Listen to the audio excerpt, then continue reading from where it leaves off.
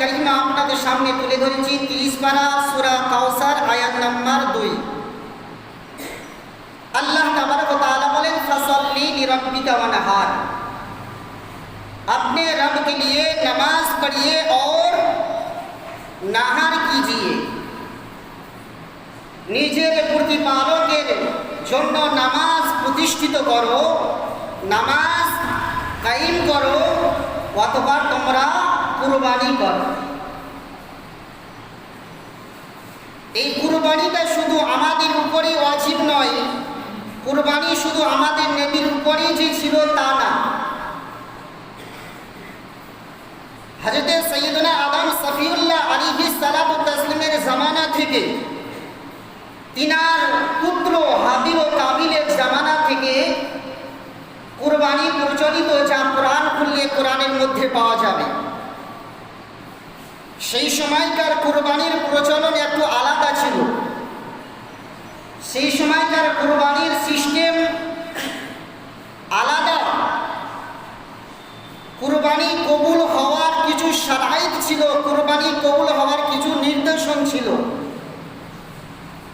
সেই সময় আদম সাফিউল্লাহর দুই পুত্র হাবিল ও কাবিল একজন পশু জবাইকৃত করে একটা পাহাড়ের মধ্যে রেখেছিলেন, আর একজন কিছু আনাজ তথা কিছু খাদ্য দ্রব্য জিনিস পাহাড়ের মধ্যে রেখেছিল। তার বিস্তারিত ঘটনা রয়েছে কোরআনে পাকের মধ্যে, আমি সেদিকে যাচ্ছি না। তো সেই সময়কার প্রথা ছিল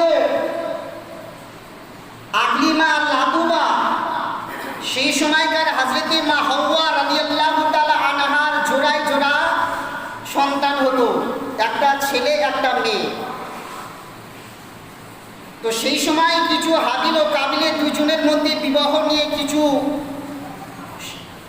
সংঘটিত হয়েছিল, কিছু ঝামেলার সৃষ্টি হয়েছিল। কেউ বলেছিল আমি আকলিমাকে বিবাহ করব, দুইজনে বলছে আমি আকলিমাকে বিবাহ করব। এই সূত্রে আল্লাহ তাবারক তাআলা হযরত আদম নবীকে বলেছিলেন যে তোমার দুই পুত্রকে কুরবানি করতে বলো, যার কুরবানি আল্লাহর দরবারে কবুল হবে সে আকলিমাকে বিবাহ করবে। যদি বলুন সুবহানাল্লাহ। তো সেই সময় দুই পুত্র আদম সাফিউল্লাহর দুই পুত্র একজন বকরি জবাই করে কিছু মাংস ওই পাহাড়ের মধ্যে রেখেছিলেন, আর একজন কিছু খাদ্য দ্রব্য আনাজ, কিছু খাদ্য দ্রব্য জিনিস পাহাড়ের মধ্যে রেখেছিল। তো সেই সময় প্রচলন ছিল, নির্দিষ্ট ছিল, সারাই ছিল, যার কুরবানি কবুল হতো তার কুরবানির মাংস আল্লাহর তরফ থেকে একটা আগুন এসে জ্বালিয়ে দিত। জোরে বলুন সুবহানাল্লাহ।